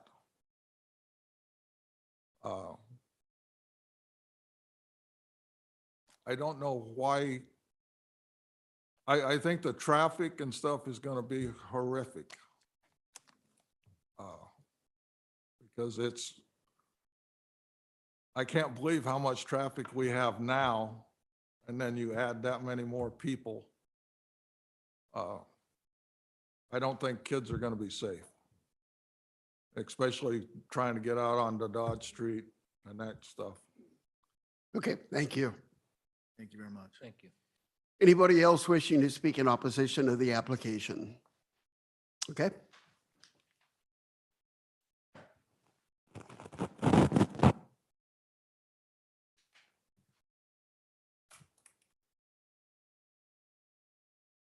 Okay, sign in, please, and state your name. My name is Benjamin Boyer. And I'm Cody Boyer. And we're at 215 Hyatt. What? If you want to. So yeah, we just wanted to talk a little bit about some of the same concerns that our other neighbors have had. Yes, you had stated, that when the house or the state bill came down, we shall issue. But that doesn't mean that we have to issue these variances, to approve these. Those the codes in the books for a reason, to limit some of these things. And so, even if they can build a duplex, on these properties, it doesn't mean that that's the best place, the best thing for that area. Which is why this code exists, right? Is so that something like this has to be a variance and that it needs to be a commission approval, to go above and beyond what the code already states is appropriate to be done. So I hope that this commission takes that into account. Because I don't think that we need this many structures and this many families in that little area. Like the other neighbors have stated, the alleyway is not a great access point, for a multitude of different reasons. My concern would be any future easements. What else is going to be, happen with the approval process on this property? Currently they partitioned it out and then we do the variance on the easement. What's next, right? So we keep building, we keep doing variances, to these exceptions to what's already been ratified in the code. Street parking is a very common problem. Our house was built, I think, in the early 40s. Our driveway's not very big. These are old neighborhoods. They're not built for high density. That's why they're, residential low density areas, because they're not made to handle, 7 families, on 6,000 square foot lots, with limited street access. And streetlights, we just don't have a lot of improved structures. It's not designed for high density housing. Our whole street is that way. So I really hope that the planning commission takes those, considerations into account, when talking about these variances and what, yes, there are things that need to be approved, based on the House bills from the state. But that doesn't mean that we have to approve these variances. So. Okay, your point is well taken. I might ask the question, because the variance is restricted to the number of dwellings, not necessarily to the size of the house or to the amount of cars that goes in and out. If on lot 3, the property owner decided to build a 5,000 square foot house, and had 8 kids, I'm just picking numbers. Sure.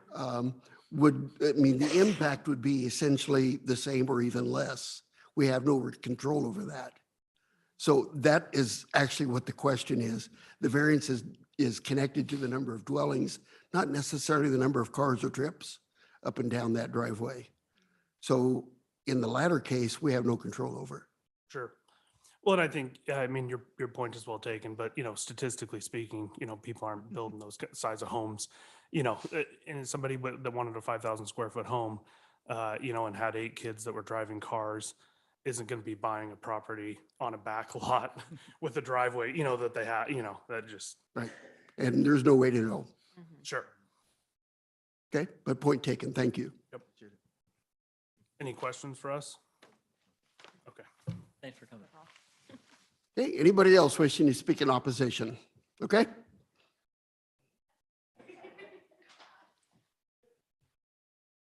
First of all, apologize. I'm hearing impaired. I left my hearing aids at work, so hard time. State your name and sign in, please. So I guess I'll start out. I've owned my house on Hyatt Street.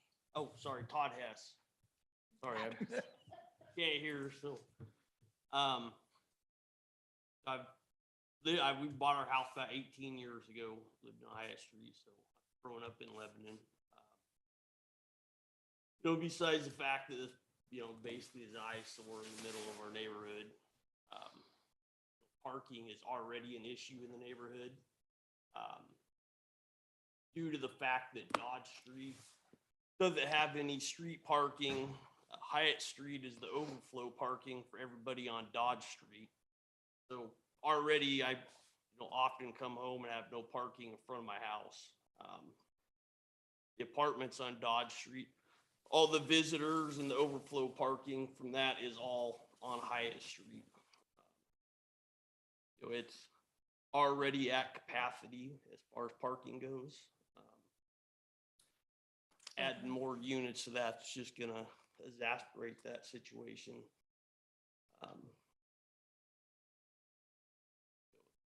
Residents that already live on the street, I mean, we're gonna be in a situation where we're not gonna have anywhere to park our cars, you know, once this goes in. Okay.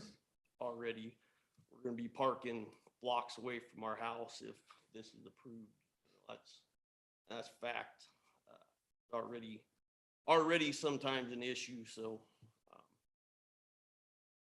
I understand Lebanon is growing, but you know, it's a shame to see it at the expense of the neighborhoods and the things that make Lebanon the town that it is. You know, it's that's all I have to say. Okay, thank you for your time. Thank you. Thank you very much. Anybody else wishing to speak in opposition?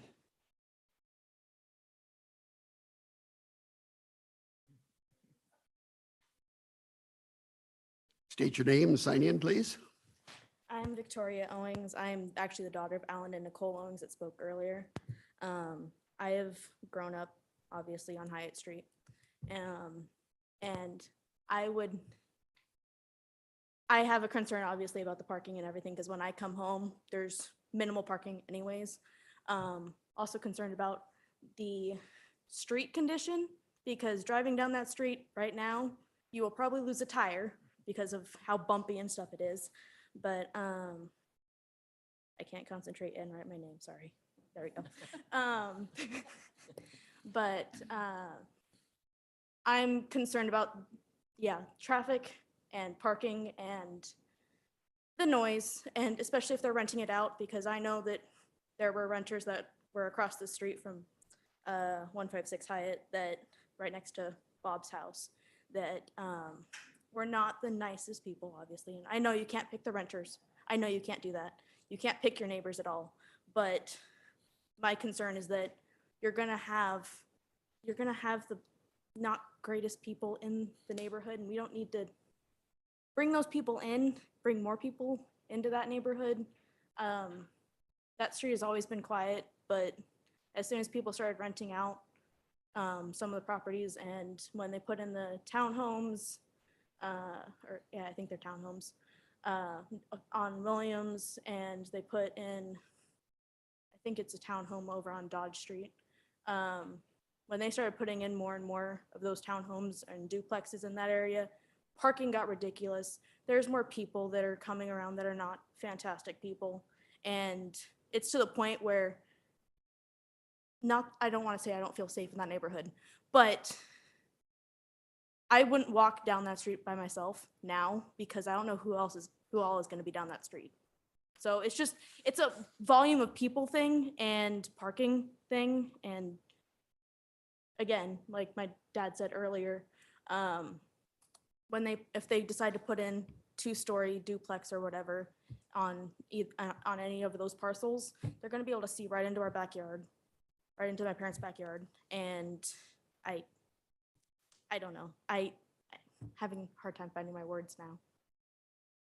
But yeah, it's it's scary to see that just all of a sudden developing. And like, I knew that as a big, huge backyard, and we would go and play with the neighbor kids that lived there before. And that was a huge backyard. And it's sad to see that it's, all of a sudden it's just going to be all buildings. There's not going to be yard. So that's my 2 cents. Okay, thank you. Thank you. Anybody else wishing to speak in opposition? Okay, seeing none. Laura, would you like an opportunity to rebut?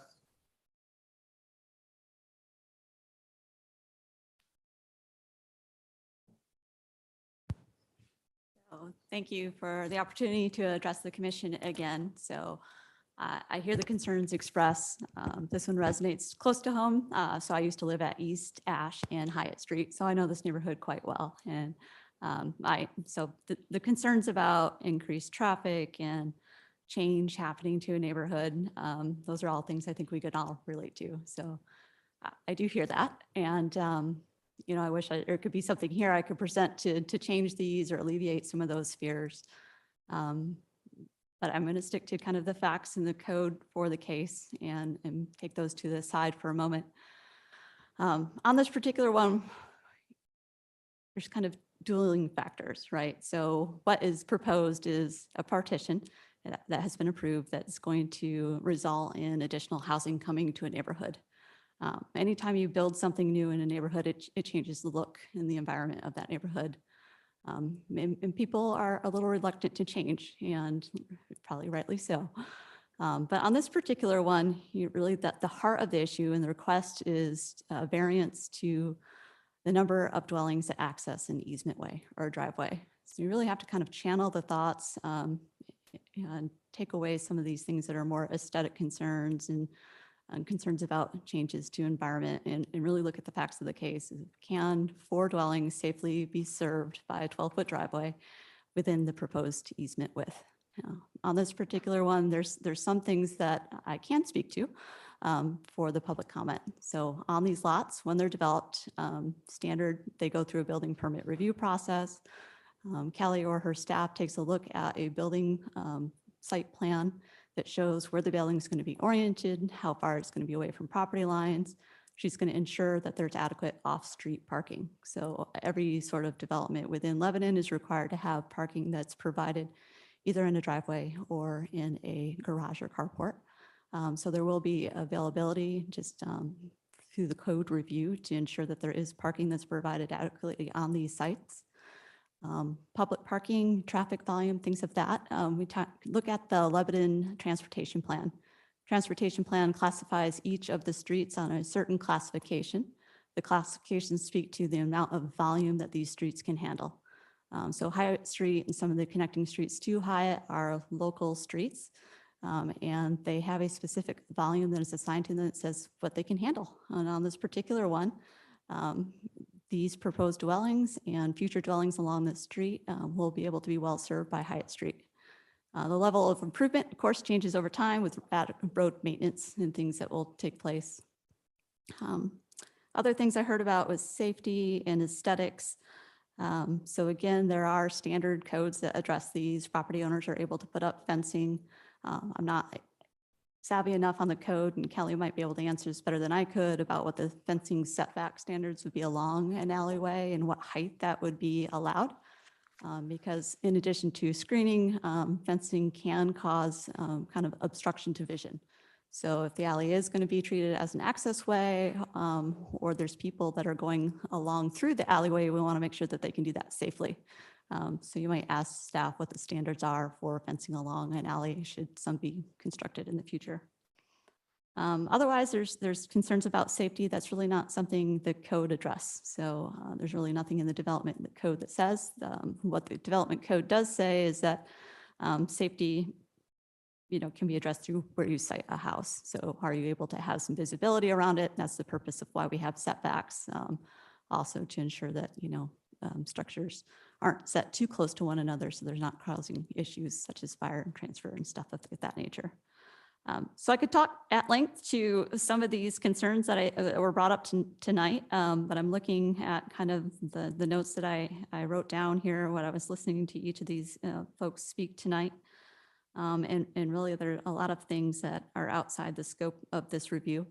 And really I just wanted to just stress that, House Bill 2001 is going to change the environment of a lot of neighborhoods. Just through a simple building permit, you can choose to build a single family or duplex dwelling. Any of these folks along the street or within the city have that same right. But what we're asking today is just a variance to allow a slight reduction in an easement width to allow 4 dwellings to share a 12-foot wide driveway as they would in similar situations throughout town. Excuse me. And then the only other one I think I'll address is, I believe it was Benjamin and Cody had talked about the intent of the code.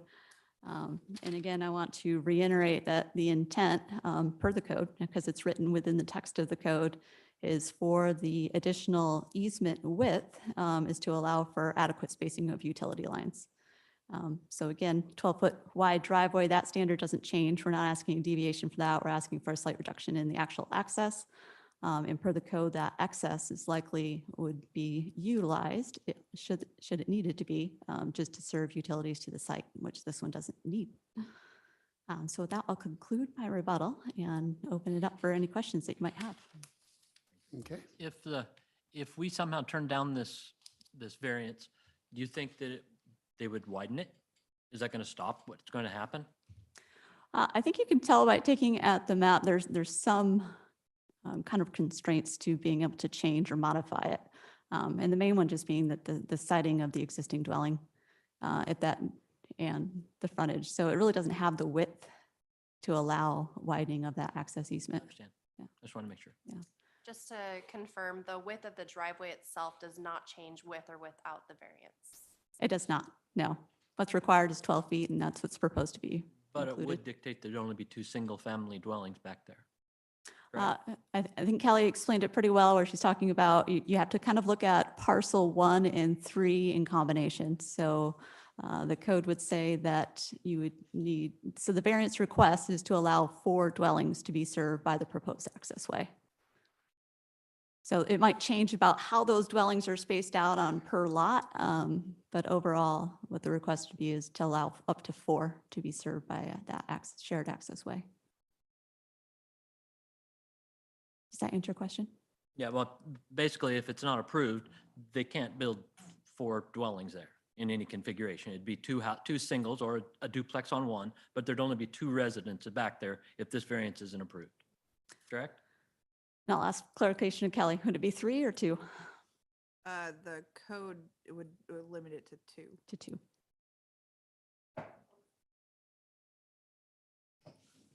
So parcel 3 could essentially still have the duplex on it, correct? It would. I'm sin- sorry. Yeah, Parcel 2. It's in the Parcel wrong 2 place. is not. Yeah. Throws me off too. That should be 2 back there. Parcel 2 is not under consideration associated with the variance because it Correct, has okay. its own access. Parcel 1 and parcel 3 are tied together associated with the easements. Mhm. And the code as it's currently written allows for a maximum of 2 dwelling units off of that easement. Okay. Any other comments or questions? Okay, thank you. I guess if I can, I'll speak a little bit more. There was a question about kind of density and what the ultimate housing type might be. I think what people didn't mention tonight is, the concern is about high density and duplex dwellings. Dwellings don't have to be large. In some instances, the city code, a denial of this variance would also preclude the ability to build an accessory dwelling on one of these lots. So when people talk about concerns about what type of people and how busy their neighborhood is going to look, you also have to think about the potential of some people might just want an accessory dwelling to have an aging family member or maybe a young person just getting started, some sort of transitional housing. I know in my job currently, I work with a number of people that some folks, family members are dividing a lot, building some secondary housing so that they can age in place, so that the family growing up can move into the larger house. And as they age, they move down to a smaller house. So that would be another development outcome that could be precluded with the denial of this. Okay, thank you. All right, with that then, we will close the public hearing. All further discussion will be amongst planning commissioners and staff. Here we have a decision to make. That question is whether we should formally allow up to 4 dwellings on the access. What's your thoughts?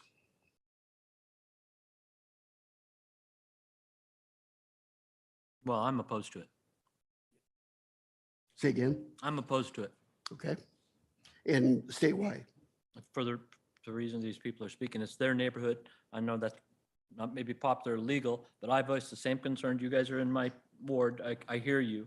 And I think that they have the right to be heard. And my opinion on it is that that shouldn't be allowed. Okay.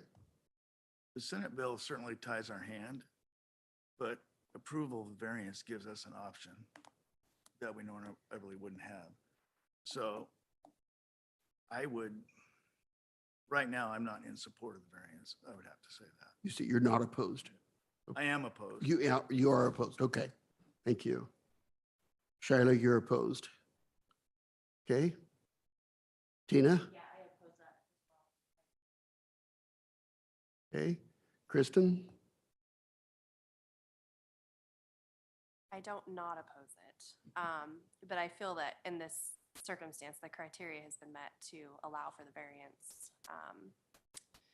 I think part of the issue is the width of the driveway itself. We're talking about just a addition of the easement, which is the variance in question. I know that it affects the amount of housing, but the access itself is not changing. And in order to comply with House Bill, we're in a situation where the criteria has been met to allow it. Okay. Lori? Okay. So I hear the concerns though, like I understand it, but the land's already been partitioned up. That was already approved, so like what's under for approval today would, Okay. Kelly, is there no opportunity for a flag down the south side of Lot 2 of Parcel 2? Parcel 2 is, meets the minimum lot size requirement in the low-density residential zone. If you were to put an access easement elsewhere on that parcel, you would need to reconfigure the parcel lots because you're not allowed to utilize access easements towards your lot area. And so 6,000 square foot is the minimum lot area. And that's why parcel number 1 has the larger gross area, because the net lot area is 6,000 square feet. And so moving the access easement would reconfigure the lot. And there may not be driveway separation like we talked about earlier. I don't know the answer to what the driveway location is on the south side of the street. Okay. All right, any further discussion?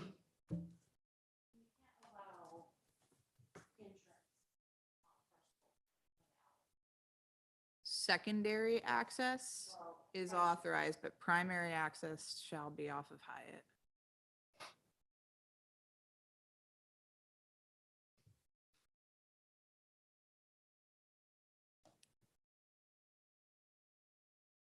Is anybody prepared to make a motion?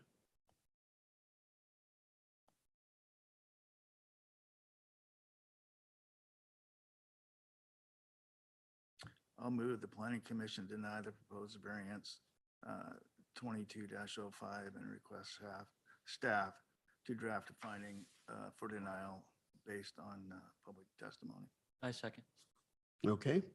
It's been motioned and seconded to deny the application. Any further discussion? If I may, at the staff level, there is decision criteria that needs to be considered.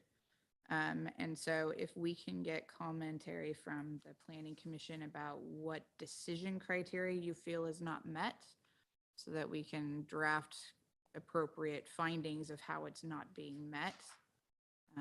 Well, at least from, and you're the code expert, not me, but our code says that that easement should be between the two properties, right? Is that correct? The code says that an easement shall be a certain number of units, unless a variance is granted. And so a variance requires decision criteria to be evaluated. And so to deny something, you just need to verify that one criteria has not been met. And so it's just a discussion to identify how a criteria has not been met so that we can draft the appropriate findings. One of the criteria is, and it really wasn't discussed, but it may be worth the commission's consideration, is that the hardship that they're trying to rectify with the variance was not self-imposed. Technically, I don't know, to a certain extent, the hardship in this case may have been somewhat self-imposed. proposed because of the way they configured it. But anyways, that was just kind of one of the factors that the commission is supposed to take a look at. So it may be worth whether you believe that that's one of the criteria that should be included as part of the denial. Okay, and if I understand, your point is parcel 3 can still be developed without the variance. So the hardship is because they want to take it to the next level up. Correct. I mean, because of the way they've set up the partition, they've created the need for the variance themselves. Okay. Is that adequate, or do you need to hear something different? Well, I didn't mean for that to be the only reason. I was just It's good enough. Good enough, yeah. You're the legal guy here. So the findings, and if you would like, I can read through each of the findings. I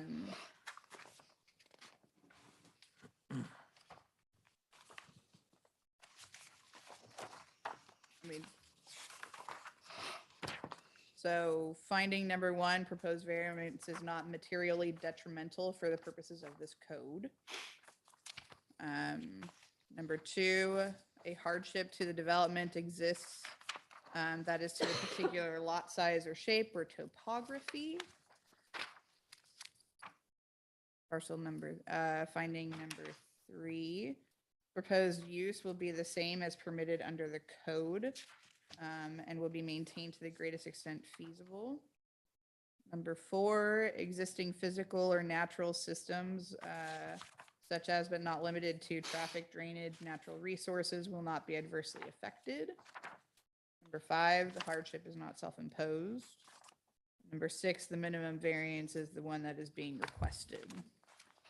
So, not to put words in the planning commission's mouth, but if it is the desire to consider denial,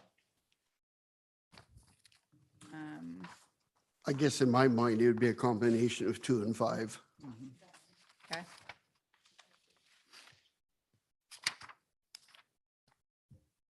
The planning commission comfortable with that?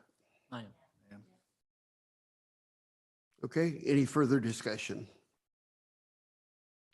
All right, all those in favor of the motion, and please say aye. Those opposed? Nay. Okay, Oh, wait, who was the You second on the may want to motion? reconsider. Yeah. I'm sorry. I missed something there. so the motion motion was to deny the Oh, variance. Shooting yourself in the foot. I unshoot myself in the foot and say aye to the first one. Okay, Can we so motion verify? carries unanimously. Who was the second? Sorry? I Who was the seconded. second? Workman? And then I said the wrong thing afterwards. Thank you very much. Okey-dokey. Okay, That was a unanimous vote? Sorry. so the motion carried unanimously. Okay. Okay, so I'd like to say to those that testified tonight, thank you for taking the time to come down. This is the type of thing that we like to hear from the neighborhoods when there's something that may affect you. So we appreciate your time. Absolutely. Okay, moving on to the next comment or next agenda item is commission business and comments. I will say that our first hearing tonight was difficult, but I appreciate all the input that you guys gave.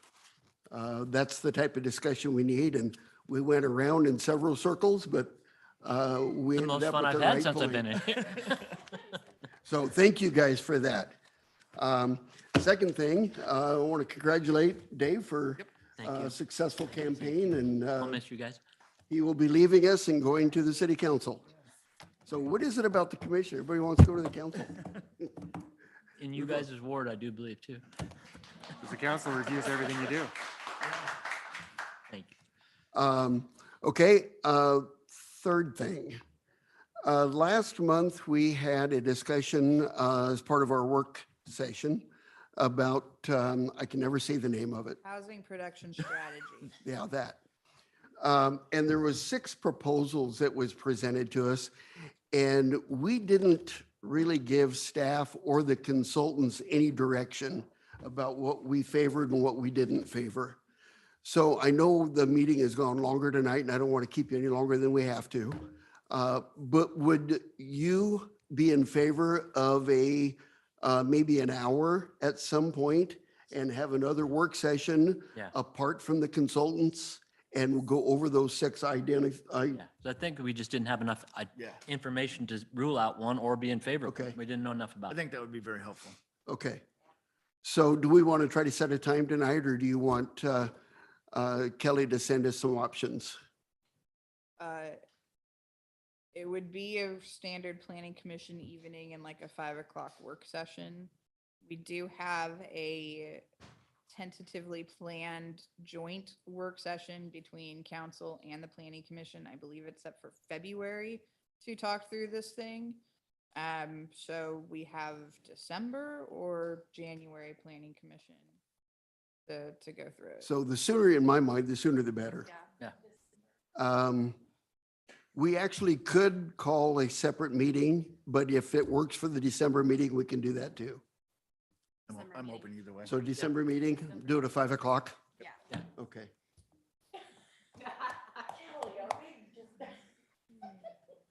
All right.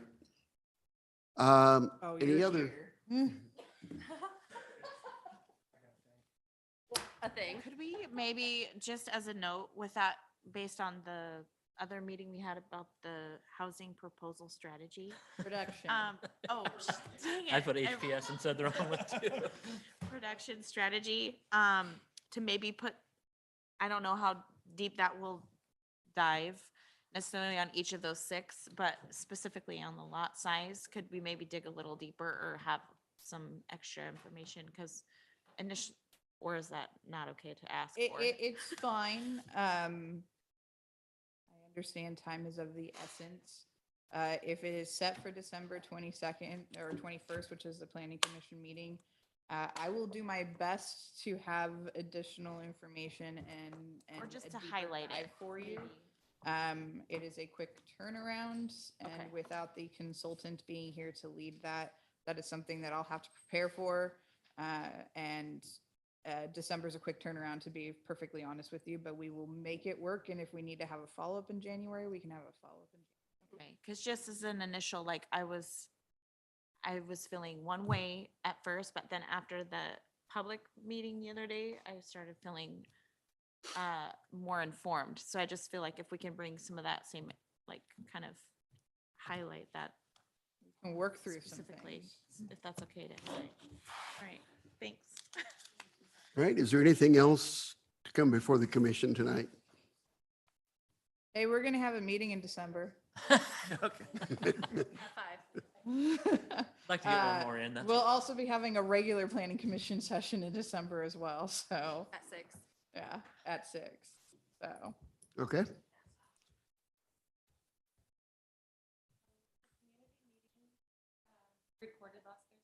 No. It was a general public meeting.